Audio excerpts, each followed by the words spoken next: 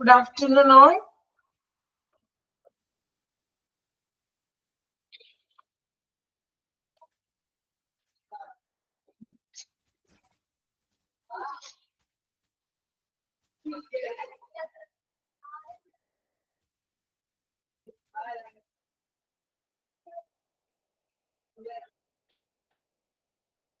Okay, നമ്മൾ കഴിഞ്ഞ ക്ലാസ്സിൽ ഔട്ട് പേഷ്യന്റ് ഡിപ്പാർട്ട്മെന്റ്സിൽ based on type of patients 3 type of patients അവിടെ വരെയാണ് കഴിഞ്ഞ ക്ലാസ്സിൽ എടുത്തത് ആണോ?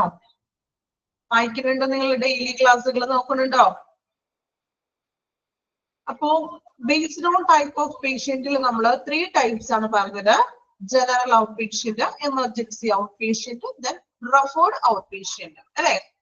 അപ്പൊ ജനറലി നമ്മൾ പറഞ്ഞു ഓൾ സർവീസ് പേഷ്യൻസ്, എമർജൻസി ഒഴികെ വരുന്ന പേഷ്യൻസ് ആണ് ജനറൽ ഔട്ട് പേഷ്യന്റ്.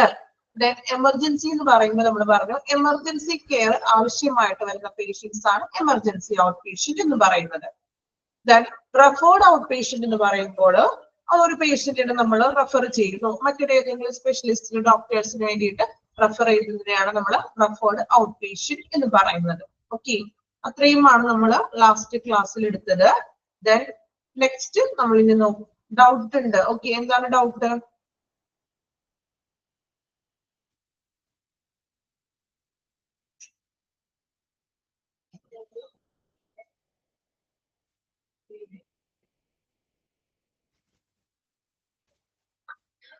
ട്രാക്കിയോസ്റ്റോമി. ട്രാക്കിയോസ്റ്റോമി എന്ന് പറഞ്ഞിട്ടുണ്ടെങ്കിൽ നമ്മളെ ശ്വാസനാള പ്രക്രിയയാണ്. അതായത്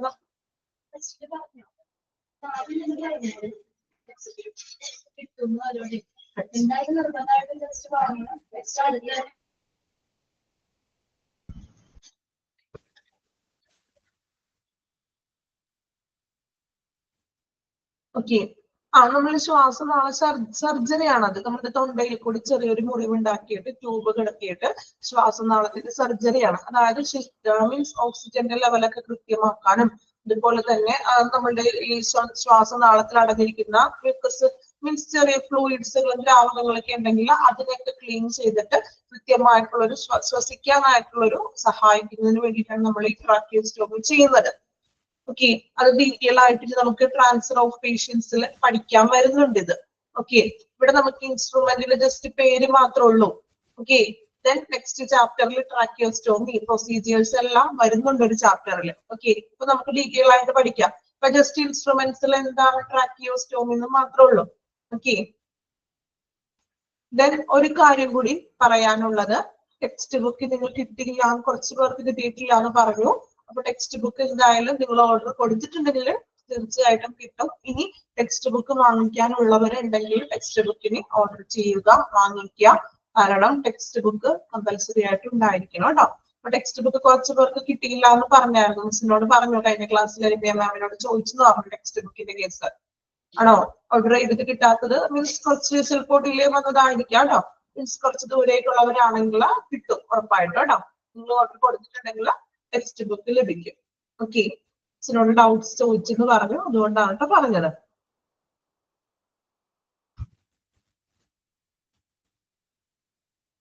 ഓക്കെ, ഇനി നമുക്ക് നെക്സ്റ്റ് സെക്ഷൻ നോക്കാം. മാനേജീരിയൽ കൺസിഡറേഷൻ അല്ലെ? ഒ പി ഡിയിൽ നമ്മൾ കൊടുക്കുന്ന കൺസിഡറേഷൻസ് എന്തൊക്കെയാണെന്ന്. ഒ പി ഡിയിൽ എന്ന് പറഞ്ഞാൽ അറിയാലോ, ഔട്ട് പേഷ്യന്റ് ഡിപ്പാർട്ട്മെന്റ് ആണ്. പേഷ്യൻസിനെ അഡ്മിറ്റ് ഒന്നും ചെയ്യുന്നില്ല, മറിച്ച് ഡോക്ടേഴ്സിനെ കാണുന്നു, ട്രീറ്റ്മെന്റ്സുകളൊക്കെ നടത്തുന്നു. ഓക്കെ, മാനേജീരിയൽ കൺസിഡറേഷൻ നോക്കാം. Public relation, warmth, respect, minimum waiting, cleanliness, good ambience, canteen, patient hearing, ventilation, water supply, OPD timings. Just point മാത്രമേ ഉള്ളൂ കേട്ടോ. അതെന്താണെന്ന് പറയാം.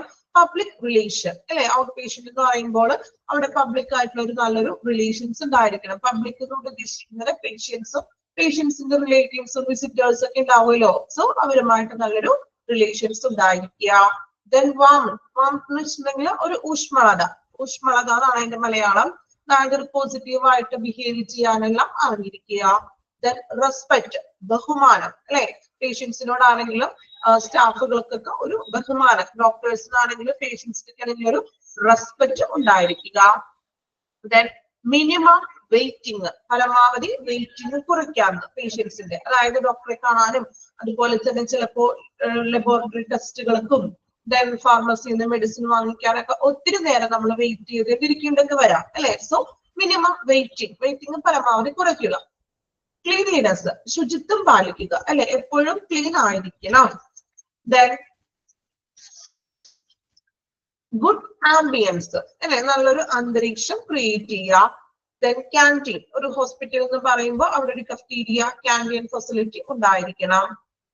ദെൻ പേഷ്യന്റ് ഹിയറിംഗ് അല്ലെ, അതായത് പേഷ്യൻസിന് അറിയുകയാണ്, അതായത് അവന്റെ ആവശ്യങ്ങൾ എന്തൊക്കെയാണ്. ഇപ്പൊ പേഷ്യൻസിനാകുമ്പോഴും ഒത്തിരി ഡൗട്ട്സും കാര്യങ്ങളൊക്കെ ഉണ്ടാവും. എല്ലാ പേഷ്യൻസിനും ചികിത്സാപരമായിട്ടുള്ള കാര്യങ്ങൾ അറിയണമെന്നില്ല. ഇപ്പൊ ഒരു ഹോസ്പിറ്റലിൽ തന്നെ വന്നു, ഏത് ഡിപ്പാർട്ട്മെന്റ്, ഇപ്പൊ ലബോറട്ടറിയിൽ പോകണം, അപ്പൊ അത് എവിടെയാണ് ലബോറട്ടറി എന്ന് അറിയാത്ത പേഷ്യൻസിനെ ഉണ്ടാവുമല്ലോ. സോ പേഷ്യൻസിനെ ഹിയർ ചെയ്യുക, അവരെ കേൾക്കുക, അവരുടെ ഡൗട്ട്സും കാര്യങ്ങളൊക്കെ ഉണ്ടെങ്കിൽ അത് ചോദിച്ച് അതിനുള്ള റിപ്ലൈസ് കൊടുക്കും. ദെൻ വെന്റിലേഷൻ, അത്യാവശ്യത്തിനുള്ള ഒരു വെന്റിലേഷൻ സൗകര്യങ്ങൾ ഉണ്ടായിരിക്കണം, ഒരു വായുവും വെളിച്ചമൊക്കെ ഉണ്ടായിരിക്കണം.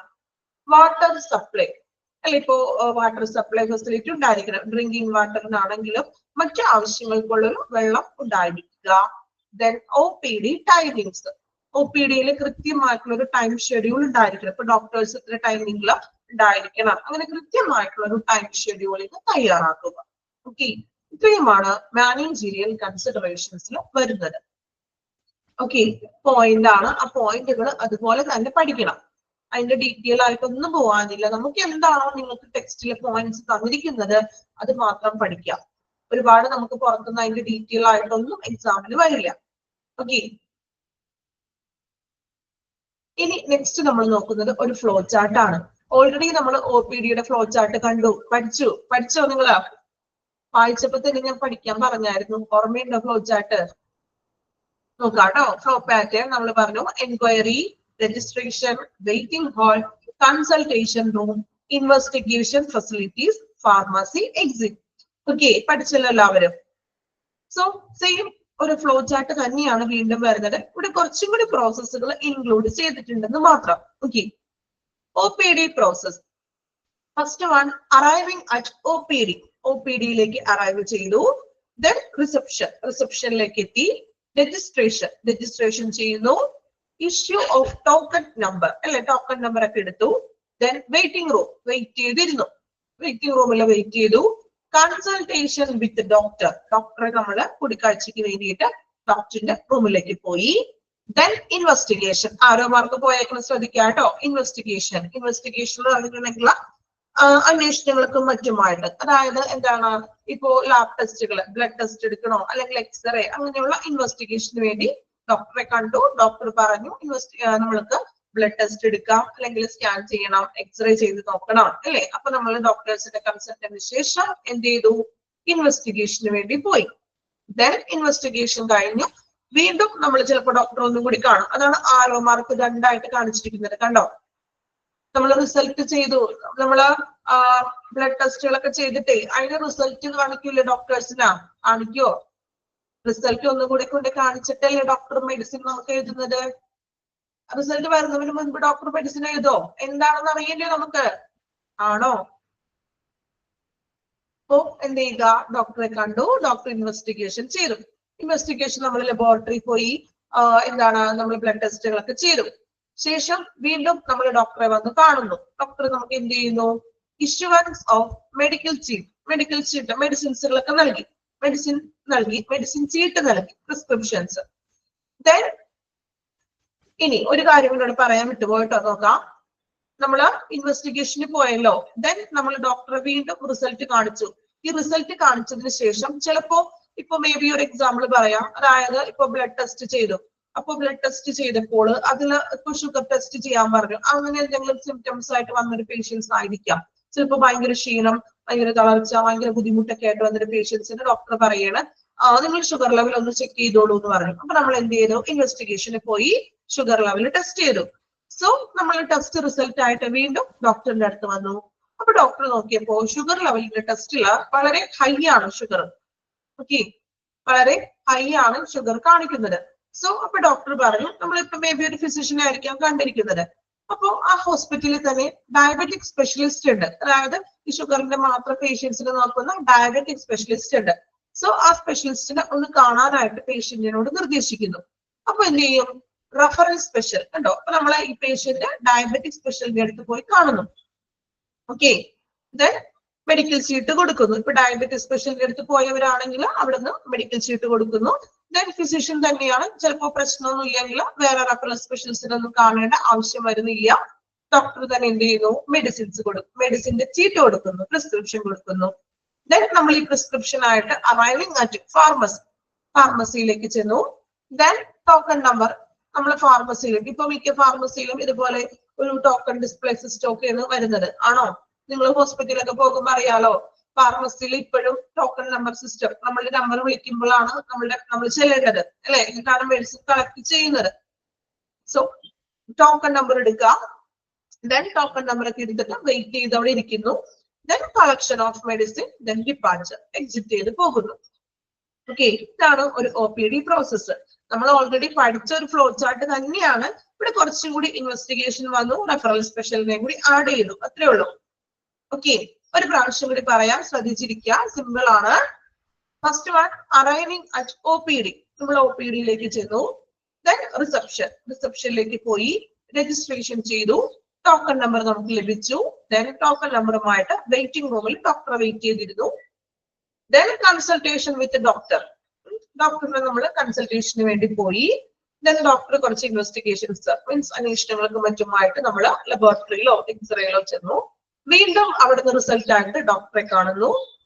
മേ ബി എന്തെങ്കിലും റെഫറൽസ് ആവശ്യമെങ്കിൽ ഡോക്ടർ റെഫറൽ സ്പെഷ്യലിസ്റ്റിനെ കാണാൻ പറയുന്നു. നമ്മൾ റെഫറൽ സ്പെഷ്യലിസ്റ്റിന്റെ അടുത്ത് പോയി.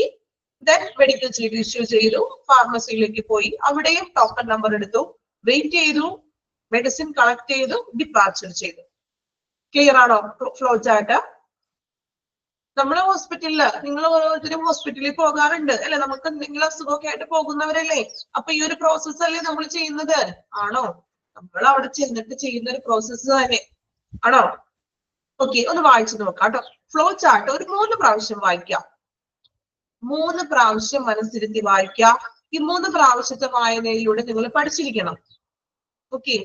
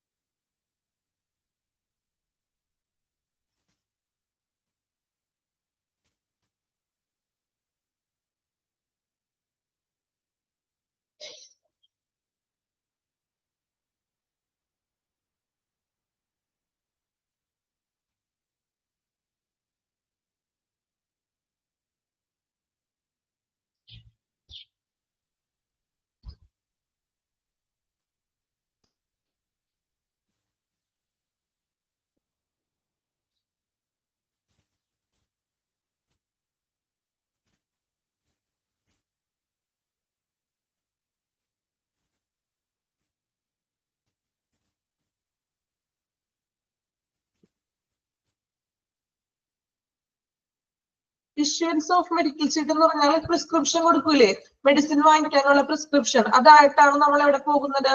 ഫാർമസിയിലേക്ക് പോകുന്നത്. ഓക്കെ, പ്രിസ്ക്രിപ്ഷൻസ് എഴുതി തരുന്നത് കേട്ടോ doctors.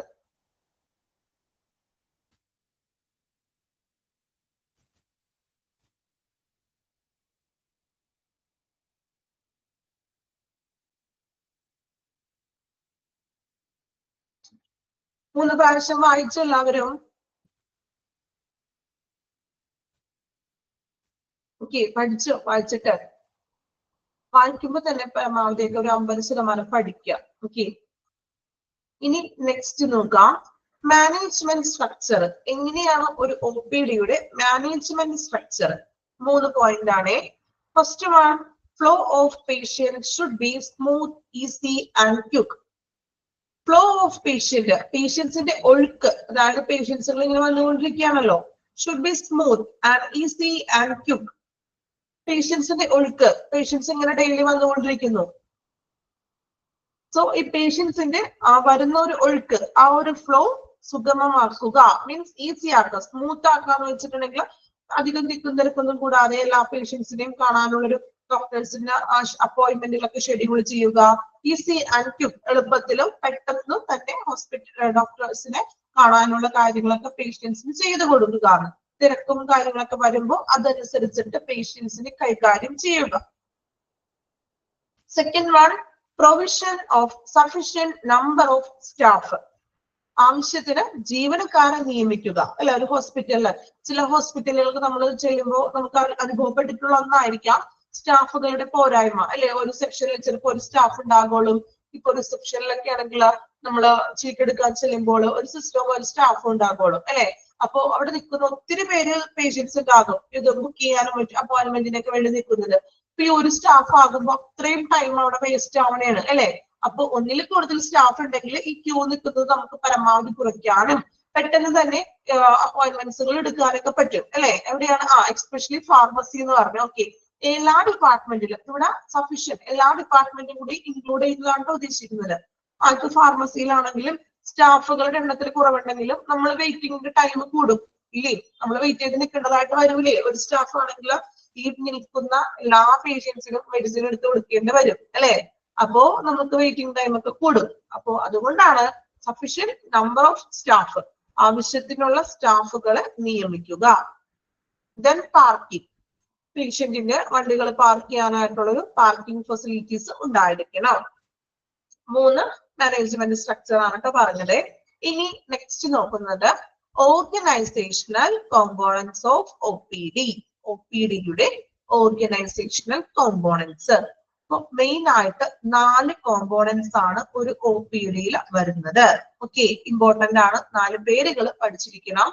First one medical staff, second one nursing staff, then subservient staff and clerical staff. Okay, medical staff, nursing staff, subservient, then clerical staff. Okay, ഇനി ഓരോന്നും എന്താണെന്ന് ജസ്റ്റ് പറയാം. First one medical staff, central to organisation. അല്ലെ, അതായത് OPD എന്നൊരു ഓർഗനൈസേഷന്റെ central ആണ്, കേന്ദ്രം എന്ന് പറയുന്നത് മെഡിക്കൽ സ്റ്റാഫ് ആണ്. ഇനി നഴ്സിംഗ് സ്റ്റാഫ് എന്ന് പറയുമ്പോൾ നഴ്സസും അതുപോലെ ANM വരാം. എന്താ ANM എന്ന് വെച്ചിട്ടുണ്ടെങ്കിൽ ഫുൾ ഫോം എന്താ ANM-ന്റെ അറിയാമോ? ആർക്കെങ്കിലും അറിയാവുന്നവരൊന്ന് കമന്റ് ചെയ്യാട്ടോ. ANM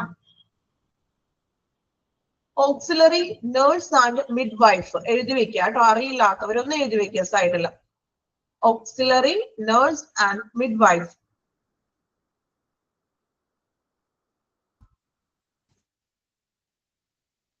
എഴുതി എല്ലാവരും, auxiliary nurse and midwife.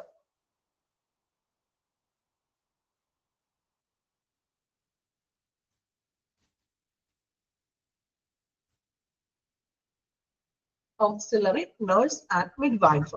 Nursing staff എന്ന് പറയുമ്പോൾ നഴ്സുമാർ വരും. ഇപ്പോ ജനറലും ഓക്സിലറി പറയാം, എന്താണെന്ന് പറയാം കേട്ടോ.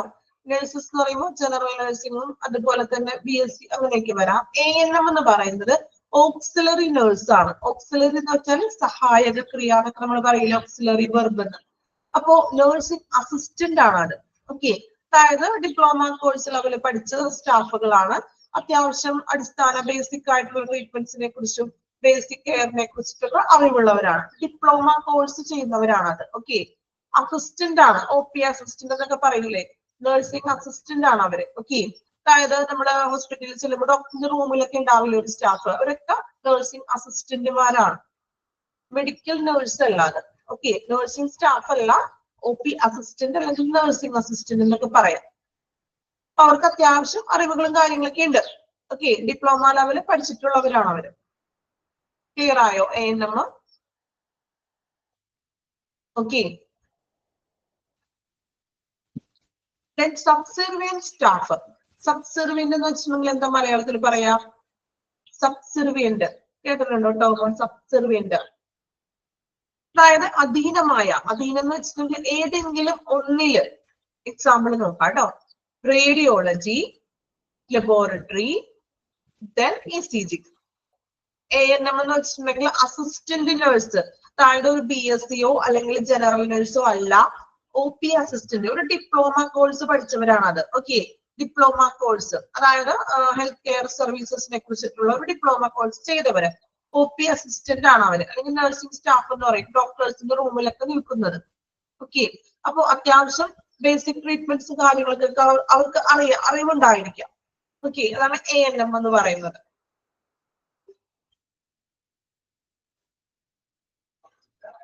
ഇനി next one സബ്സർവിയന്റ് staff. Subservient staff എന്ന് പറയുന്നത് എന്താണ്? സബ്സർവിയന്റ് എന്ന് വെച്ചിട്ടുണ്ടെങ്കിൽ ഏതെങ്കിലും ഒന്നിൽ അധീനമായിട്ടുള്ള സ്റ്റാഫുകൾ. എക്സാമ്പിൾ നോക്കാം, റേഡിയോളജി, ലബോറട്ടറി ആൻഡ് ECG. ഇപ്പോ റേഡിയോളജി വിഭാഗത്തിൽ നിൽക്കുന്ന സ്റ്റാഫുകൾ ഉണ്ട് അല്ലെ? അവര് എന്താണ് റേഡിയോളജി എന്ന് വെച്ചിട്ടുണ്ടെങ്കിൽ എക്സ്റേ സ്കാനിങ് എല്ലാം പറയാം കേട്ടോ. റേഡിയോളജി വിഭാഗത്തിൽ അവര് റേഡിയോളജി ഡിപ്പാർട്ട്മെന്റ് പഠിച്ച വ്യക്തികളാണ് അല്ലെ? അപ്പോ ഈ റേഡിയോളജി ഡിപ്പാർട്ട്മെന്റിലെ വ്യക്തികളെ പിടിച്ച് നമുക്ക് ഫാർമസിയിൽ കൊണ്ടിടാൻ പറ്റുമോ? അവർക്ക് ഫാർമസി കൈകാര്യം ചെയ്യാൻ പറ്റുമോ? Yes or no? ഇല്ലാലോ. അതുപോലെ ലബോറട്ടറിയിൽ നിൽക്കുന്ന സ്റ്റാഫുകളെ ലബോറട്ടറി സ്റ്റാഫിനെ നമുക്ക് റേഡിയോളജി ഡിപ്പാർട്ട്മെന്റിൽ നിർത്താൻ പറ്റുമോ? ഇല്ല. എന്തുകൊണ്ടാണ്? അവര് ആ ഒരു ഇതിലാണ് സബ്സർവിയന്റ് ആയിട്ടുള്ളത്, അധീനമായിട്ടുള്ളത്. റേഡിയോളജി പഠിച്ച സ്റ്റാഫുകളാണ് റേഡിയോളജി ഡിപ്പാർട്ട്മെന്റിൽ നിൽക്കുന്നത്. അതുപോലെ ലബോറട്ടറിയിലാണെങ്കിൽ MLT DMLT ഒക്കെ പഠിച്ച സ്റ്റുഡൻസ് ആയിരിക്കാം അല്ലെ? അപ്പൊ ഓരോരുത്തരും അവരുടേതായിട്ടുള്ള ഒരു ഡെസ്റ്റിനേഷൻ, മീൻസ് അവരുടെ ഒരു പ്രൊഫഷൻ ഉണ്ട്. ഇപ്പൊ ECG ആണെങ്കിൽ അവർ അതിൽ സ്പെഷ്യലൈസ്ഡ് ആണ്. ഓക്കെ, അപ്പൊ ഓരോ ഏരിയകൾ, അതാണ് സബ്സർവിയന്റ് ഉദ്ദേശിക്കുന്നത്. ഏതെങ്കിലും ഒന്നിൽ അധീനതരായിരിക്കും. ഓക്കെ, അധീനത എന്ന് വെച്ചിട്ടുണ്ടെങ്കിൽ അതിന്റെ കീഴിൽ വരുന്നവര്. ക്ലിയർ ആണോ? സബ്സർവിയന്റ് സ്റ്റാഫ് എന്ന് വെച്ചാൽ റേഡിയോളജി വിഭാഗത്തിലാണെങ്കിൽ അവിടുത്തെ സ്റ്റാഫുകളായിരിക്കാം. ലബോറട്ടറിയിലാണെങ്കിൽ ലബോറട്ടറി പഠിച്ച സ്റ്റാഫുകൾ. ലബോറട്ടറി സ്റ്റാഫിനെ നമുക്ക് ECG കൊണ്ടിട്ടുണ്ടെങ്കിൽ അവർക്ക് എന്തെങ്കിലും ചെയ്യാൻ പറ്റുമോ? ഒന്നും ചെയ്യാൻ പറ്റില്ല, കാരണം അവർ അതിൽ നോളജ് ഇല്ല. Okay, then clerical staff. Clerical ഡ്യൂട്ടീസുകൾ ചെയ്യുന്നത്, അതായത് ഫയലുകളും കാര്യങ്ങളും ചെയ്യാനും അതുപോലെ തന്നെ എന്താണ് മീറ്റിംഗ്സുകളൊക്കെ ഷെഡ്യൂളൊക്കെ ചെയ്യുന്നതാണ് ക്ലറിക്കൽ സ്റ്റാഫ് എന്ന് പറയുന്നത്. റെക്കോർഡ്സ് കീപ്പ് ചെയ്യുന്നതിനും അതുപോലെ മീറ്റിംഗ്സ് ഷെഡ്യൂൾ ചെയ്യുക, ഡോക്യുമെന്റ്സ്, പേഷ്യൻസിന്റെ റെക്കോർഡും ഡോക്യുമെന്റ്സ് ഒക്കെ ചെയ്യുന്നതാണ് ക്ലറിക്കൽ സ്റ്റാഫുകൾ. ഓക്കെ, അപ്പൊ 4 എണ്ണമാണ് ഓർഗനൈസേഷണൽ കോമ്പോണൻസ് എന്ന് പറയുന്നത്.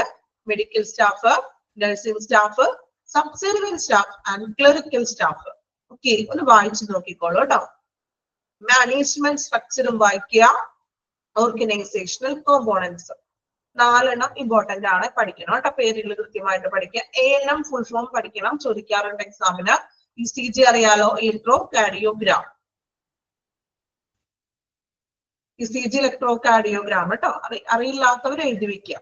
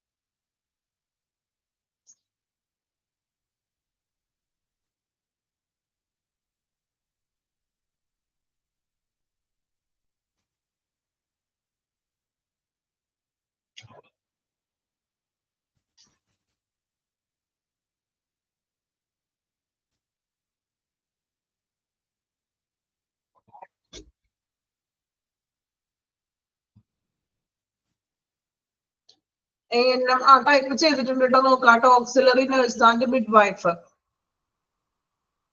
ഫ്രണ്ട്സ് തന്നെ കമന്റ് ചെയ്തിട്ടുണ്ടേ.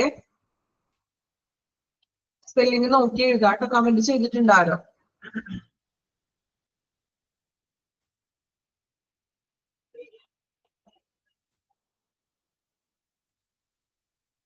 സ്പെല്ലിംഗ് വേണോ കറക്റ്റ് ആയിട്ടുള്ളത്?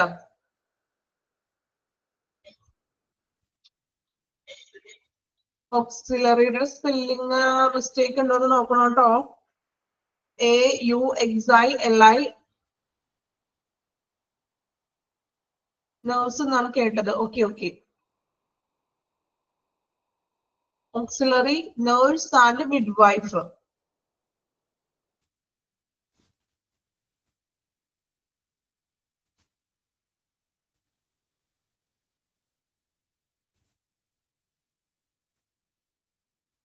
കംപ്ലീറ്റ് ചെയ്തോ? വായിച്ചോ?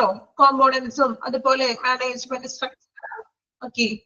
ഇനി നമ്മൾ നെക്സ്റ്റ് നോക്കുന്നത്, അപ്പൊ നമ്മൾ OPD എന്താണെന്ന് കണ്ടു, ലൊക്കേറ്റ് ചെയ്തിരിക്കുന്നത് എവിടെയാണ്, ദെൻ അവിടുത്തെ കോമ്പോണൻസുകള്, ദെൻ മാനേജീരിയൽ കൺസിഡറേഷൻസ് എന്തൊക്കെയാണ്, ഡിഫറെന്റ് ടൈപ്പ് ഓഫ് OPD അല്ലെ. ഇനി നമ്മൾ നെക്സ്റ്റ് നോക്കുന്നത് പ്രോബ്ലംസ് അറ്റ് OPD. OPDയിലെ പ്രശ്നങ്ങൾ എന്തൊക്കെയാണെന്ന്. അപ്പോ രണ്ടായിട്ടാണ് നമ്മൾ പറയുന്നത്. ജനറൽ പ്രോബ്ലംസും ഉണ്ട്, സ്പെസിഫിക് പ്രോബ്ലംസ്. ഓക്കെ. ഒരു OPDയില് ജനറൽ ആയിട്ടുള്ള പ്രശ്നങ്ങൾ, പൊതുവായിട്ടുള്ള കുറച്ച് പ്രശ്നങ്ങളുണ്ട്, അതുപോലെ തന്നെ സ്പെസിഫിക് ആയിട്ടുള്ള പ്രോബ്ലംസ് ഉണ്ട്. ഓക്കെ. അപ്പോ ഫസ്റ്റ് നമുക്ക് നോക്കാം ജനറൽ പ്രോബ്ലംസ്. അപ്പോ ഈ പ്രോബ്ലംസ് ഒക്കെ നോക്കുമ്പോഴേ നമ്മൾക്ക് സുപരിചിതമായിട്ടുള്ള പ്രോബ്ലംസ് ആണ് അല്ലെ. നമ്മൾ ഓരോരുത്തരും ഹോസ്പിറ്റലിൽ പോകുന്നവരാണല്ലോ, നമ്മൾക്ക് അവിടെ നേരിടേണ്ടി വന്നിട്ടുള്ള പ്രോബ്ലംസ് തന്നെയാണ്. നോക്കാം കേട്ടോ. First one, insufficient number of doctors. Text underline ചെയ്യുക, ഇൻസഫിഷ്യന്റ് നമ്പർ ഓഫ് ഡോക്ടേഴ്സ്. അതാണ് ഫസ്റ്റ് പ്രോബ്ലം എന്ന് പറയുന്നത്.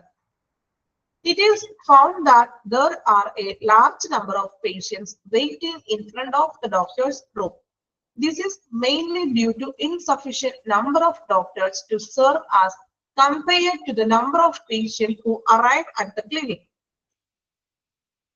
അല്ലെ, അതായത് നമുക്കറിയാം ഏറ്റവും ഇമ്പോർട്ടന്റ് ആയിട്ടുള്ള ഒരു പ്രോബ്ലം ആണ് ഇൻസഫിഷ്യന്റ് നമ്പർ ഓഫ് ഡോക്ടേഴ്സ്, ഡോക്ടേഴ്സിന്റെ എണ്ണത്തിലുള്ള കുറവ്. സോ പേഷ്യൻസ് നമുക്കറിയാം ഒരു ലാർജ് നമ്പർ ഓഫ് പേഷ്യൻസ്, ഒരുപാട് പേഷ്യൻസ് ഡോക്ടറിന്റെ റൂമിന്റെ ഫ്രണ്ടിൽ വെയിറ്റ് ചെയ്ത് നിൽക്കുന്നതായിട്ടാണ്, ഒരു നീണ്ട ക്യൂ തന്നെയായിരിക്കും അല്ലെ. This is mainly due to insufficient number of doctors. ഇങ്ങനെ നീണ്ട ക്യൂവിന്റെ കാര്യം എന്താണ്, ചിലപ്പോൾ ഒരു ഡോക്ടർ ഉണ്ടാകുമ്പോൾ ആ ഹോസ്പിറ്റലിൽ, എക്സ്പെഷ്യലി പറയുകയാണെങ്കിൽ ജനറൽ ഹോസ്പിറ്റലുകളിലൊക്കെ ആയിരിക്കും കുറച്ചും കൂടി ഇങ്ങനെ നീണ്ട ക്യൂ നമ്മൾ കാണുന്നത്, ആണോ? ജനറൽ ഹോസ്പിറ്റലിലെ മീൻസ് ഗവൺമെന്റ് ഹോസ്പിറ്റലിലൊക്കെ ആണെങ്കിൽ ചിലപ്പോ ഒരു ഡോക്ടേഴ്സ് ഒക്കെ ഉണ്ടാകുള്ളൂ. ഈ ഒരു ഡോക്ടറെ കാണാൻ വേണ്ടിയിട്ട് ഒരുപാട് പേഷ്യൻസ് ഉണ്ടാവും. ചിലപ്പോ നമുക്ക് OP നമ്പർ കിട്ടുന്നത് ചിലപ്പോ ഒരു 150 160 ആയിരിക്കാം. അപ്പൊ നമ്മൾ എത്ര നേരം വേണമെങ്കിലും ക്യൂ നിൽക്കേണ്ടതായിട്ട് വരും. ചിലപ്പോ ഉച്ച കഴിഞ്ഞ് രാവിലെ വന്നൊരു പേഷ്യന്റ് ആണെങ്കിൽ ഒരു വൈകിട്ട് വരെ നിൽക്കേണ്ട ഒരു അവസ്ഥയാണ്. എന്തുകൊണ്ടാണ്? ഡോക്ടേഴ്സിന്റെ എണ്ണത്തിൽ കുറവ്, ആണോ? എപ്പോഴെങ്കിലും അങ്ങനെ നേരിടേണ്ടി വന്നിട്ടുണ്ടാകും അല്ലെ, നമുക്ക് എക്സ്പീരിയൻസ്ഡ് ആയിട്ടുള്ള കാര്യമാണത്. This is mainly due to insufficient number of doctors to serve as a compared to the number of patients. അതായത് അവിടെ വരുന്ന പേഷ്യൻസിനേക്കാൾ ഒരുപാട് പേഷ്യൻസ് വന്നിട്ടുണ്ട് അല്ലെ, പക്ഷെ അതിനെ നോക്കാനായിട്ടുള്ള ഡോക്ടേഴ്സിന്റെ അഭാവം, അത് ഏറ്റവും ഇമ്പോർട്ടന്റ് ആയിട്ടുള്ള പ്രശ്നമാണ്. ഓക്കെ. ഇനി രണ്ടാമത്തെ പ്രശ്നം നോക്കാം, in appropriate appointment system. Appointment സിസ്റ്റത്തിലെ പോരായ്മ, ശരിയായ രീതിയിലല്ലാത്ത ഒരു appointment. Appointment patient has no priority over non-appointment patients. അല്ലെ, അപ്പോയിന്റ്മെന്റ് ചെയ്ത, അതായത് നമ്മൾ നേരത്തെ ചിലപ്പോൾ ബുക്കിംഗ് ഒക്കെ ചെയ്യും അല്ലെ, തലേ ദിവസം വിളിച്ച് ബുക്ക് ഒക്കെ ചെയ്തിട്ടുണ്ടാകും. സോ ഇവിടെ പറയുന്നത് ചിലപ്പോ അപ്പോയിന്റ്മെന്റ് ഓൾറെഡി നമ്മൾ ടോക്കൺ എടുത്ത പേഷ്യൻസിനേക്കാൾ പ്രയോറിറ്റി കൊടുക്കുന്നത് നോൺ അപ്പോയിന്റ്മെന്റ് പേഷ്യൻസിനാണെന്ന്. അവിടെ നേരിട്ട് വന്ന് എടുക്കുന്ന പേഷ്യൻസിനാണ് ഓൾറെഡി നമ്മൾ ബുക്ക് ചെയ്ത പേഷ്യൻസിനേക്കാളും കുറച്ചും കൂടി പ്രാതിനിധ്യം കൊടുക്കുന്നത്, ആണോ? അങ്ങനെയാണോ ഹോസ്പിറ്റലില്? ഓൾറെഡി നമ്മൾ ടോക്കൺ എടുത്തു, അതിനേലും കുറച്ചും കൂടി പ്രയോറിറ്റി കൊടുക്കുന്നത് നേരിട്ട് വന്ന് എടുക്കുന്നവർക്കാണ്. എന്തുകൊണ്ടാണ് അങ്ങനെ കൊടുക്കുന്നത്? ചില പേഷ്യൻസ് അതിനൊരു മീൻസ് റീസൺ ഉണ്ട് അല്ലെ. ഇപ്പൊ ചില ആളുകള് നമുക്കറിയാം തലേ ദിവസം വിളിച്ച് ബുക്ക് ചെയ്തിട്ടുണ്ടാകും. അപ്പൊ ഓൾറെഡി അവർക്ക് ബുക്ക് ചെയ്യുമ്പോൾ തന്നെ നമ്പർ പറയും. പക്ഷെ ആ നമ്പർ അവിടെ ഡോക്ടർ കാണാനായിട്ട് വിളിക്കുമ്പോൾ ആളവിടെ ഉണ്ടാവില്ല. ചിലപ്പോ ബുക്ക് ചെയ്തിട്ടുണ്ടാകും തലേ ദിവസം അല്ലെ, പക്ഷെ നമ്പർ വിളിക്കുമ്പോൾ ആളില്ലെങ്കിൽ ഓട്ടോമാറ്റിക് ആയിട്ട് എന്താണ്, അവിടെ ഉള്ള ആളുകൾ കയറും. അങ്ങനെയല്ലേ ചെയ്യുന്നത്, ആണോ? അപ്പോയിന്റ്മെന്റ് ചെയ്ത ആളുടെ പേര് വിളിച്ചു, അതുപോലെ നേരത്തെ ഓൾറെഡി അവിടെ വന്ന് ചെയ്തെടുത്തവർക്ക് കുറച്ചും കൂടി ഇമ്പോർട്ടൻസ് കൊടുക്കും. അപ്പൊ അതൊരു പ്രശ്നമാണ്. This creates congestions in clinic during beginning of the day. So നമ്മൾ ഹോസ്പിറ്റലിൽ സ്റ്റാർട്ട് ചെയ്യുമ്പോൾ തന്നെ ഇതൊരു പ്രശ്നങ്ങൾ ഉണ്ടാവും. ചില ആളുകൾ പ്രശ്നം ഉണ്ടാക്കും ഇല്ലേ, ചിലവർ സമ്മതിക്കില്ല, ഞങ്ങൾ ഓൾറെഡി അപ്പോയിന്റ്മെന്റ് എടുത്തതാണ് എന്നൊക്കെ പറഞ്ഞിട്ട് പേഷ്യൻസുകൾ തമ്മിൽ ചിലപ്പോൾ ചെറിയ ചെറിയ പ്രശ്നങ്ങൾ വന്നേക്കാം. വരാറില്ല അങ്ങനെ ഹോസ്പിറ്റലില് അധികം ഭയങ്കര തിരക്കൊക്കെ ആണെങ്കിൽ ഞങ്ങൾ ഓൾറെഡി തലേദിവസം അപ്പോയിന്റ്മെന്റ് എടുത്തതാണ് അല്ലെ, അപ്പൊ പറയും ഞങ്ങൾ നേരത്തെ വന്നു, അങ്ങോട്ട് ഇങ്ങോട്ട് പറഞ്ഞ് ചിലപ്പോ എന്തെങ്കിലും പ്രശ്നങ്ങളൊക്കെ വന്നേക്കാം. So inappropriate appointment system. ഇനി നെക്സ്റ്റ് പ്രശ്നം, മൂന്നാമത്തെ പ്രോബ്ലം എന്ന് പറയുന്നത് long waiting time at medicine room. Medicine വാങ്ങിക്കാനായിട്ട് നേരത്തെ ആരോ പറഞ്ഞല്ലോ, ഫാർമസിയിൽ കുറെ നേരം വെയിറ്റ് ചെയ്യേണ്ട കാര്യം ആരോ പറഞ്ഞു കമന്റ്, പേര് ശ്രദ്ധിച്ചില്ല കേട്ടോ, ഞാനാണ്. ഓക്കെ, അപ്പൊ ഷമീർ അപ്പൂസ്. ഓക്കെ, അപ്പോ അല്ലെ ഫാർമസിയിൽ നിൽക്കുന്ന കാര്യം പറഞ്ഞു, അതിവിടെ പറയുന്നുണ്ട് കേട്ടോ. പ്രശ്നം നോക്കാം. After patient receive the prescription from the clinic counter, patients are directed to the medicine room to remit the fee and receive the medicine. അല്ലെ, നമ്മൾ പറഞ്ഞു ഡോക്ടർ മെഡിക്കൽ ചീട്ടൊക്കെ ഇഷ്യൂ ചെയ്തിട്ട് നമ്മൾ ഫാർമസിയിൽ പോയി നിൽക്കും.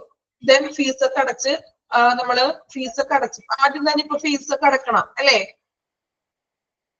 അനുഭവമാണ്. ഓക്കെ, അനുഭവമാണ്. ഇതെല്ലാം നിങ്ങളുടെ എല്ലാവരുടെ ഓരോരുത്തരുടെ അനുഭവമാണ്. ഞാൻ ആദ്യമേ പറഞ്ഞില്ലേ, ഈ പ്രശ്നങ്ങള് നമ്മള് ഹോസ്പിറ്റലിൽ പോകാത്തവരല്ലല്ലോ, എന്തെങ്കിലും ചെറിയ അസുഖങ്ങളൊക്കെ ആയിട്ട് ഹോസ്പിറ്റലിൽ പോകുന്നവരല്ലേ.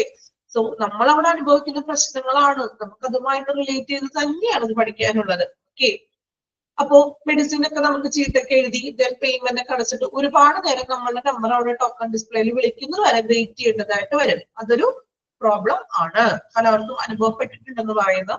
ഇനി നാലാമത്തെ പ്രോബ്ലം എന്ന് പറയുന്നത് shortage of facilities. Shortage of facility എന്ന് പറഞ്ഞാൽ സൗകര്യങ്ങളുടെ അഭാവം. ചിലപ്പോ അധികം ഫെസിലിറ്റീസുകളൊന്നും ഉണ്ടാവില്ല. ഒരു എക്സാമ്പിൾ പറയുകയാണെങ്കിൽ നമ്മൾ ഡോക്ടറെ കാണാനായിട്ട് വെയിറ്റ് ചെയ്ത് നിൽക്കേണ്ടതായിട്ട് വരുമല്ലോ. അപ്പോ അവിടെ ആവശ്യത്തിനുള്ള ചെയറുകൾ ഇല്ല ഇരിക്കാനായിട്ട് അല്ലെ, നിന്നും അടുത്തിട്ടുണ്ടാവും ചിലപ്പോ കുറെ പേഷ്യൻസ്. നിൽക്കാനുള്ള ഒരു കപ്പാസിറ്റി പോലും ഇല്ലാത്ത പേഷ്യൻസ് ആയിരിക്കും ചിലപ്പോ വരുന്നത് അല്ലെ. ചിലപ്പോ ഭയങ്കര ഒരു ബുദ്ധിമുട്ടുള്ള ഫാൻ പറയണം. ഓക്കെ, നിങ്ങൾ പറയാ നിങ്ങളുടെ അനുഭവങ്ങളാണ് ഞാൻ ചോദിക്കുന്നത്. ഇനി വേറെ എന്തൊക്കെയുണ്ട്?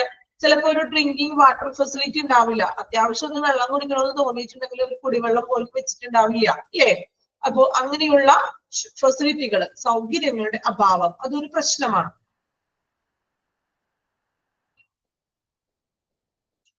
Then fifth point, insufficient training of medical personnel concerning ambulatory care.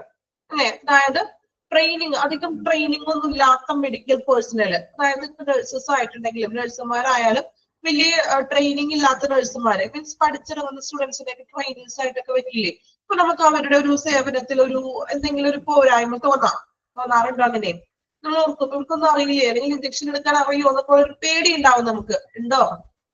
കുറച്ചും കൂടി എക്സ്പീരിയൻസ്ഡ് ആയിട്ടുള്ള നഴ്സൊക്കെ ആണെങ്കിൽ നമുക്ക് കുഴപ്പമില്ല. തൃപ്തി ഇല്ല എന്നാണോ ഉദ്ദേശിച്ചത്? ആണോ? ഓക്കെ, ഞാൻ അങ്ങനെ വായിച്ചെടുക്കട്ടോ. ഓക്കെ, അപ്പോ എന്താ പറയാ, ഇൻസഫിഷ്യന്റ് ട്രെയിനിങ്, ആവശ്യത്തിനുള്ള ഒരു ട്രെയിനിങ് ഇല്ലാത്തൊരവസ്ഥ. അപ്പോ നമുക്കും ഒരു ബുദ്ധിമുട്ടാണ്, ഈ പറഞ്ഞ പോലെ ഒരു തൃപ്തി വരില്ല. Then sixth one, fragmentation of care, poor communication and inadequate understanding of their demands. Fragmentation of care, അതായത് പരിചരണത്തിൽ ഒരു ഫ്രാഗ്മെന്റേഷൻ മീൻസ് വിഘടനം, ഒരു പരിചരണത്തിലും ഒരു തൃപ്തിയില്ലാത്ത ഒരു പരിചരണം.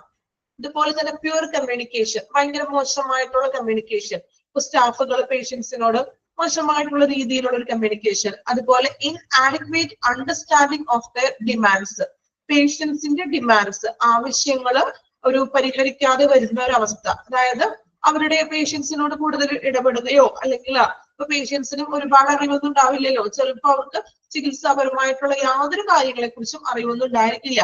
അപ്പൊ അങ്ങനെയുള്ള കാര്യങ്ങൾ ചോദിക്കുമ്പോൾ അത് പറയാനൊക്കെ ആയിട്ടുള്ള ഒരു ബുദ്ധിമുട്ട്, മനസ്സിലാക്കാനും പറഞ്ഞു തരാനൊക്കെ ഉള്ള ഒരു പ്രശ്നങ്ങൾ. Seventh one, an organizational structure geared to traditional preference and needs to the providers. പഴയ കാലത്തില് ട്രഡീഷണൽ ആയിട്ടുള്ള സിസ്റ്റം പിന്തുടരുന്നത് അതൊരു പ്രശ്നം തന്നെയാണ്. ആണോ? ഇപ്പൊ ഒരു 80% ഹോസ്പിറ്റലുകളിൽ കമ്പ്യൂട്ടറൈസ്ഡ് ആണ് അല്ലെ. ഇപ്പൊ പേഷ്യൻസിന്റെ റെക്കോർഡ്സുകളും ഫയലുകളും എല്ലാം കമ്പ്യൂട്ടറൈസ്ഡ് ആണ്. എങ്കിലും ട്രഡീഷണൽ ആയിട്ട് തുടരുന്ന ഹോസ്പിറ്റലുകളും ഉണ്ട്. നിങ്ങൾ പോകുന്ന ഏതെങ്കിലും ഹോസ്പിറ്റൽ ഉണ്ടോ അങ്ങനെ ട്രഡീഷണൽ ആയിട്ട് തുടരുന്നത്? മീൻസ് നമ്മുടെ പേഷ്യൻസിന്റെ ഒക്കെ കമ്പ്യൂട്ടർ അല്ലാതെ പഴയ ഫയലിംഗ് സിസ്റ്റം തന്നെ ഉണ്ട്. കുറച്ചൊക്കെ ഉണ്ട്. അപ്പൊ അങ്ങനെ തുടരുന്നത് ഒരു പ്രശ്നമാണ്. പ്രശ്നം എന്ന് വെച്ചാൽ എന്താണ്? കമ്പ്യൂട്ടറൈസ്ഡ് ആകുമ്പോൾ കുറച്ചും കൂടി നമുക്ക് പെട്ടെന്ന് കാര്യങ്ങൾ പേഷ്യൻസിന് കൂടുതൽ പേഷ്യൻസിന് നോക്കാൻ പറ്റും, കുറച്ച് കെയറിങ്ങുകളും കിട്ടും, ടൈമൊക്കെ കൺസ്യൂം ചെയ്യാനും പറ്റും. സോ ട്രഡീഷണൽ ആയിട്ടുള്ള പ്രിഫറൻസുകൾ ഇപ്പോഴും കൈകാര്യം ചെയ്യുന്നവർ ഫോളോ ചെയ്യുന്നത്. ദെൻ എട്ടാമത്തെ പോയിന്റ്, റെസിസ്റ്റൻസ് ടു ചേഞ്ച്. എന്താ അതിന്റെ അർത്ഥം? മാറ്റം. റെസിസ്റ്റൻസ് എന്ന് വെച്ചിട്ടുണ്ടെങ്കിൽ ഒരു പ്രതിവിധി അല്ലെങ്കിൽ മാറ്റത്തിനുള്ള ഒരു പ്രതിവിധിയാണ്. അതായത് ഇങ്ങനെയുള്ളൊരു ട്രഡീഷണൽ ഒക്കെ മാറ്റിക്കൊണ്ട് പുതിയൊരു അപ്ഡേറ്റഡ് ആക്കാന്ന്. ഓക്കെ,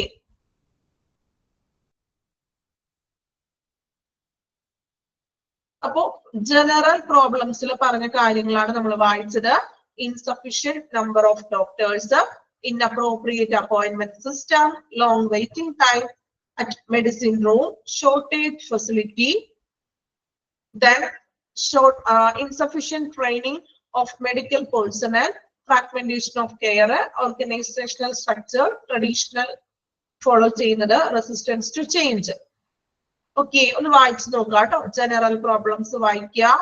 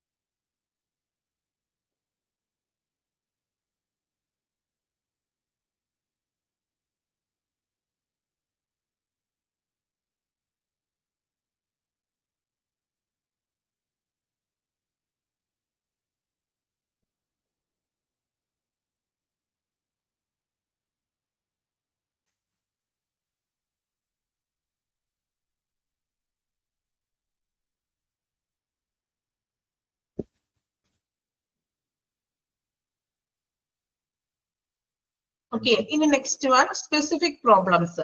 അപ്പൊ കോമൺ ആയിട്ടുള്ള പ്രശ്നങ്ങളാണ് നമ്മൾ പറഞ്ഞത്. ഇനി സ്പെസിഫിക് ആയിട്ടുള്ള പ്രോബ്ലംസ് ആണ് പറയുന്നത്. ശ്രദ്ധിക്കുക. സിക്സ്ത് വൺ പറഞ്ഞത് പരിചരണത്തിലുള്ളൊരു കുറവ് അല്ലെങ്കിൽ കമ്മ്യൂണിക്കേഷൻസ് കേട്ടോ. അതായത് പേഷ്യൻസിനോടുള്ള ഒരു കമ്മ്യൂണിക്കേഷൻസിലെ പോരായ്മ, ഒരു അപര്യാപ്തത, അതുപോലെ തന്നെ പേഷ്യൻസിന്റെ നീഡ്സ്, ആവശ്യങ്ങളെ അറിയാതെ വരുന്ന ഒരു അവസ്ഥ. ഇനി സ്പെസിഫിക് പ്രോബ്ലംസിലേക്ക് പോകാം. അതിൽ ഫസ്റ്റ് വൺ പറയുന്നത് duties undertaken by the auxiliaries are done hurriedly in order to keep pace with the consultation of doctors. This creates inappropriate documentation. Okay, അതായത് നമ്മൾ പറഞ്ഞു ഓക്സിലറി സ്റ്റാഫ്, നമ്മൾ പറഞ്ഞില്ലേ ഡോക്ടറിന്റെ റൂമിൽ ഒരു ഓക്സിലറി സ്റ്റാഫ് ഉണ്ടാകും. അപ്പോ നമ്മൾ ഡോക്ടർ റൂമിൽ കയറുമ്പോൾ നിങ്ങൾ ശ്രദ്ധിച്ചിട്ടുണ്ടോ, നമ്മൾ ഡോക്ടർ പറയുന്ന കാര്യങ്ങളൊക്കെ അവർ നോട്ട് ചെയ്ത് വെക്കും. ശ്രദ്ധിച്ചിട്ടുണ്ടോ? ഹോസ്പിറ്റലിൽ പോകുമ്പോൾ ഇനിയൊന്ന് ശ്രദ്ധിക്കുക കേട്ടോ. അസിസ്റ്റന്റ് ആയിട്ടൊരു നേഴ്സ് ഉണ്ടാവും. നേഴ്സ് കുറച്ച് കാര്യങ്ങളൊക്കെ നോട്ട് ചെയ്ത് വെച്ചിട്ടുണ്ടാകും. സോ ഇവിടെ പറയുന്നത് ഡ്യൂട്ടീസ് അണ്ടർടേക്കൺ ബൈ, അതായത് നമ്മൾ ഡോക്ടേഴ്സിന്റെ കൺസൾട്ടേഷൻ ചെയ്യുമ്പോൾ ഈ ഓക്സിലറി സ്റ്റാഫ് നോട്ട് ചെയ്ത് വെക്കും പറയുന്ന കാര്യങ്ങൾ. സോ അത് ഹറിഡ്ലി ആയിട്ട് നോട്ട് ചെയ്യുമ്പോൾ, ഭയങ്കര ധൃതി കൂട്ടി എഴുതുമ്പോൾ this creates inappropriate documentation. ആ എഴുതുന്ന ഡോക്യുമെന്റേഷൻസിൽ തെറ്റുകൾ, മിസ്റ്റേക്കുകൾ വന്നേക്കാം. ഓക്കെ, ഇതാണ് ഫസ്റ്റ് പ്രോബ്ലം എന്ന് പറയുന്നത്. ഡോക്യുമെന്റേഷൻസ് എഴുതുമ്പോൾ ഹറിഡ്ലി ആയിട്ട്, അതായത് ഡോക്ടറിന്റെ കൂടെ നിൽക്കുന്ന അസിസ്റ്റന്റ് നേഴ്സ് കൺസൾട്ടേഷൻ ചെയ്യുന്ന വിവരങ്ങള് ഹറിഡ്ലി ആയിട്ട് ചെയ്യുമ്പോൾ അതില് മിസ്റ്റേക്കുകൾ വരാം. Okay. Second one, auxiliary staff sometimes misbehave with the patients. ഡോക്ടറിന്റെ റൂമിൽ നിൽക്കുന്ന ആ സ്റ്റാഫുകള്, ഓക്സിലറി സ്റ്റാഫ് ചില സമയങ്ങളിൽ പേഷ്യൻസിനോട് മിസ്ബിഹേവ് ആയിട്ട് പെരുമാറിയിട്ടുണ്ടോ അങ്ങനെ ആരെങ്കിലോടോ? ചിലപ്പോ ചില സമയത്ത് എന്തെങ്കിലും ചോദിക്കുമ്പോഴൊക്കെ മിസ്ബിഹേവ് ആയിട്ടൊക്കെ അവർ പെരുമാറിയേക്കാം. ഓക്കെ, ചോദിച്ചിട്ട് പെരുമാറിയിട്ടുണ്ട്. ഓക്കെ, ആ എക്സ്പീരിയൻസ് ഉള്ള ആളുകളുണ്ട് കേട്ടോ. ഇനി നെക്സ്റ്റ് മൂന്നാമത്തെ നോക്കാം. In absence of appointment system, patients start accumulating even before office time starts, creating a long queue of patients even before the arrival of doctors. In absence of appointment system, അതായത് appointment സിസ്റ്റത്തിന്റെ അഭാവം മൂലം patients എന്ത് ചെയ്യും? Accumulating, ഭയങ്കരമായിട്ട് കുമിഞ്ഞു കൂടുന്ന patients doctor വരുന്നതിന് മുൻപായിട്ട് തന്നെ ഡോക്ടറിന്റെ റൂമിന്റെ ഫ്രണ്ടിൽ ഒരു ലോങ് ക്യൂ തന്നെ ഉണ്ടാകും. അതായത് അപ്പോയിന്റ്മെന്റ് സിസ്റ്റം ശരിയായിട്ട് ചെയ്തില്ലെങ്കിൽ. ഓക്കെ. Then നാലാമത്തെ problem, interruption of consultation or investigations. അതായത് അന്വേഷണങ്ങൾക്കും ടെസ്റ്റുകൾ ചെയ്യുന്നതിനും മറ്റും അന്വേഷണങ്ങൾക്കും കൺസൾട്ടേഷനുമുള്ള തടസ്സങ്ങൾ, മറ്റു തടസ്സങ്ങൾ, എന്തെങ്കിലും കാര്യങ്ങൾ കൊണ്ടുവരുന്ന പ്രശ്നങ്ങൾ, തടസ്സങ്ങൾ. അഞ്ചാമത്തെ പോയിന്റ്, ലാക്ക് ഓഫ് പ്രൈവസി. അതായത് ഒരു സ്വകാര്യതയുടെ അഭാവം. അതായത് എക്സാമ്പിൾ പറയണമെങ്കിൽ ചിലപ്പോ ചില ഹോസ്പിറ്റലുകളൊക്കെ ആണെങ്കിൽ വലിയ സൗകര്യങ്ങളൊന്നും ഇല്ലാത്ത ഹോസ്പിറ്റൽ ആണെങ്കിൽ ഡോക്ടർ ചിലപ്പോ ഒരു വലിയൊരു ഹാളിൽ തന്നെ ഓപ്പൺ റൂമിൽ ഇരിക്കും. അങ്ങനെ ഉണ്ടോ? അനുഭവം ഉണ്ടോ? നോക്കിയിട്ടുണ്ടോ അങ്ങനെ? അതായത് ഡോക്ടറിന് സെപ്പറേറ്റ് ആയിട്ടുള്ള ഒരു റൂം ഇല്ല, മറിച്ച് ചിലപ്പോ ഒരു ഓപ്പൺ ഹാളില് അങ്ങനെയായിരിക്കും ഡോക്ടർ ഇരിക്കുന്നത്. അപ്പൊ നമ്മളുടെ ഒരു പ്രൈവസിക്ക് ഒരു അഭാവം ഉണ്ട് അല്ലെ, ഒരു ലാക്ക് ഓഫ് പ്രൈവസി. ഓപ്പൺ ആയിട്ട് ചിലപ്പോ പേഷ്യൻസിന് ചെക്ക് ചെയ്യാൻ പറ്റില്ല, അല്ലെങ്കിൽ എന്താ ചിലപ്പോ ഓപ്പൺ ആയിട്ടുള്ള കാര്യങ്ങള് സ്പെസിഫിക് ആയിട്ടൊരു ട്രീറ്റ്മെന്റ് അത് ക്ലിയർ ആകില്ല അല്ലെ. Next one, illegible handwriting of doctors. അതൊരു സ്പെഷ്യൽ പ്രോബ്ലം ആണോ? ഡോക്ടേഴ്സിന്റെ ഹാൻഡ് റൈറ്റിംഗിലുള്ള പ്രശ്നം നിങ്ങൾ വായിക്കാൻ ശ്രമിച്ചിട്ടുണ്ടോ? ഡോക്ടേഴ്സിന്റെ ഹാൻഡ് റൈറ്റിംഗ് ശ്രമിച്ചിട്ടുണ്ടോ? ഓക്കെ, അതിൽ നിന്ന് ഇംഗ്ലീഷിലെ ലെറ്റേഴ്സ് പോലും കണ്ടുപിടിക്കാൻ പറ്റിയിട്ടുണ്ടോ? ലെറ്റേഴ്സ് പറ്റിയിട്ടുണ്ടോ? ഇല്ല അല്ലേ? അത് വേറെ ഏതോ ലിപി പോലെയല്ലേ നമുക്ക് തോന്നാറ്, ആണോ? മറ്റേതോ ലിപിയാണെന്നല്ലേ നമ്മൾ വിചാരിച്ചിരിക്കുക ആണ്. അപ്പോ അതൊരു പ്രശ്നമാണ്, ഇല്ലെജിബിൾ ഹാൻഡ് റൈറ്റിംഗ്. പക്ഷെ മെഡിക്കൽ സ്റ്റോറിലൊക്കെ നിൽക്കുന്നവർക്കാണെങ്കിൽ അത് അവര് മീൻസ് ഡെയിലി അവരത് വായിക്കുന്നുണ്ട് ഇല്ലേ? അങ്ങനെ അവർക്കതൊരു ഇതാണ്. പി മോൾ മാത്രം അറിയാം. ഓക്കെ, ഷോർട്ട് ഫോം എന്തോ അറിയാം അല്ലെ. പോളിഫാർമസി. എന്താ പോളിഫാർമസി എന്ന് വെച്ചിട്ടുണ്ടെങ്കിൽ കേട്ടിട്ടുണ്ടോ? പോളിഫാർമസി അതായത് ഒരു പേഷ്യന്റിന് ഒന്നിലധികം മെഡിസിൻസുകൾ കൊടുക്കുന്നത്. അപ്പോ മെഡിസിൻസിലൊക്കെ കൊടുക്കുമ്പോഴേ അതിലും ചിലപ്പോ കൺഫ്യൂഷനൊക്കെ ഉണ്ടാക്കാം. കറക്റ്റ് ആയിട്ട് അവർ എഴുതിയിട്ടുണ്ടാകും, എങ്കിലും ഒന്നിലധികം ഒരുപാട് മെഡിസിൻസ് ഒക്കെ നൽകുമ്പോൾ അതിലും ഒരു പ്രശ്നങ്ങളൊക്കെ വന്നേക്കാം. അതൊരു പ്രോബ്ലം ആയിട്ടാണ് ഇവിടെ പറയുന്നത്, സ്പെസിഫിക് പ്രോബ്ലം ആയിട്ട് കണക്കാക്കുന്നു. Then queues are not properly maintained. Queue നിൽക്കൂലേ ഡോക്ടറെ കാണാനോ മെഡിസിൻ വാങ്ങിക്കാനൊക്കെ?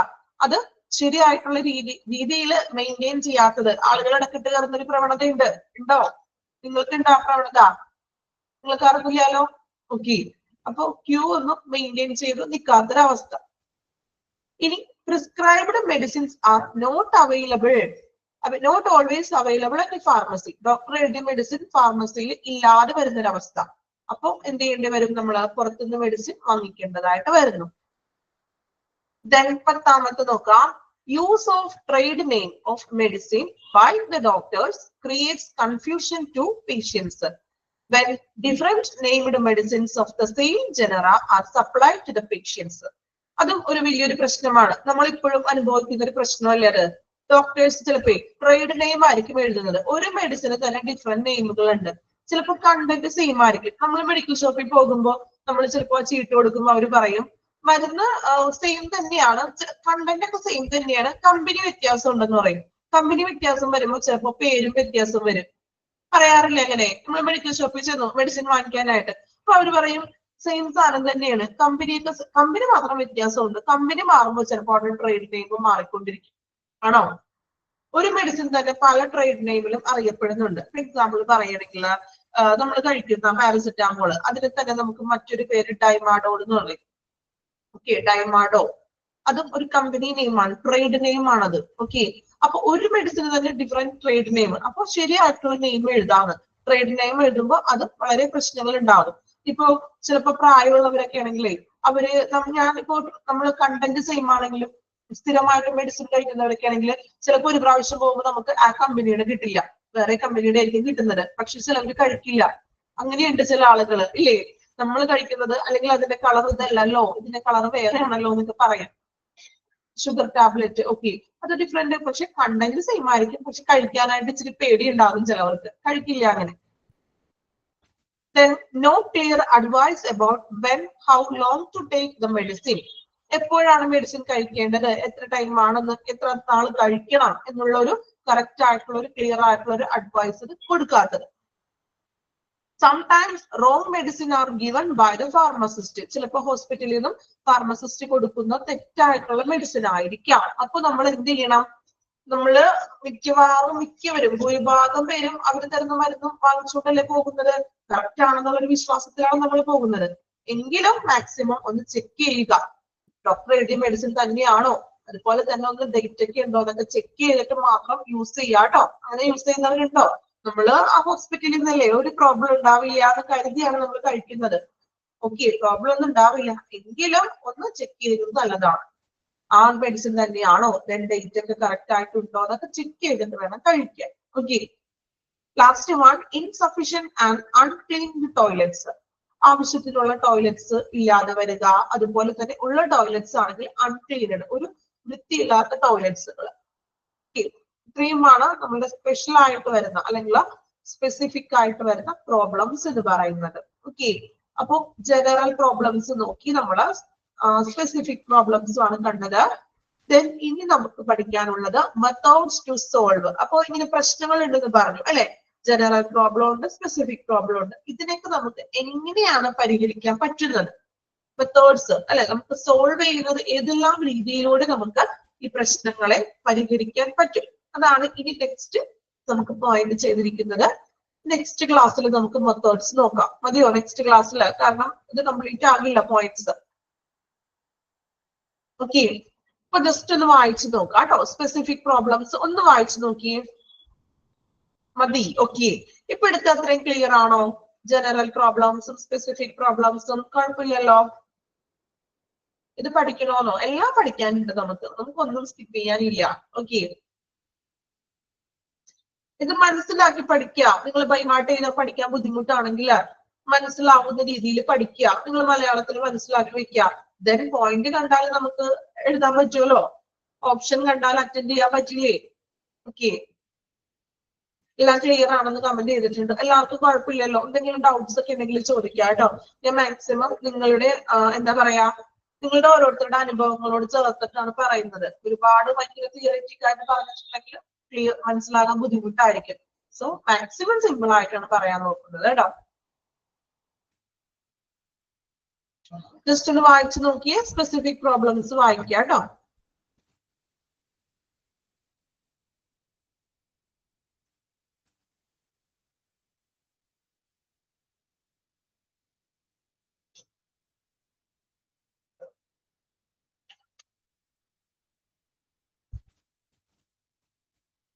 ദെൻ ക്ലാസ്സുകളൊക്കെ എങ്ങനെ പോകുന്നു? എല്ലാ ക്ലാസ്സുകളും ഫോളോ ചെയ്യാൻ പറ്റുന്നുണ്ടോ? ടീച്ചേഴ്സിന്റെ ക്ലാസ്സുകളൊക്കെ ഓക്കെ ആണോ? നിങ്ങൾക്ക് എന്തെങ്കിലും ഡൗട്ട്സുകളൊക്കെ ഉണ്ടെങ്കിൽ നിങ്ങൾ ക്ലാസ്സിൽ ചോദിക്കാം ടീച്ചേഴ്സിനോട്. എല്ലാ ക്ലാസ്സുകളും അറ്റൻഡ് ചെയ്യുന്നുണ്ടല്ലോ എല്ലാവരും? ഓക്കെ,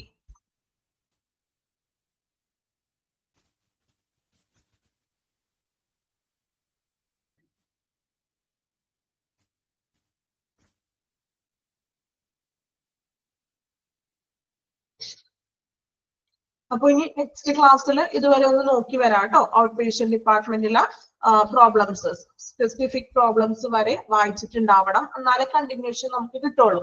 ഓക്കെ, ഇനി ഏതെങ്കിലും ക്ലാസ് നിങ്ങൾക്ക് മിസ് ആവുന്നുണ്ടെങ്കിൽ റെക്കോർഡ് ക്ലാസ് കാണാം. ഓക്കെ,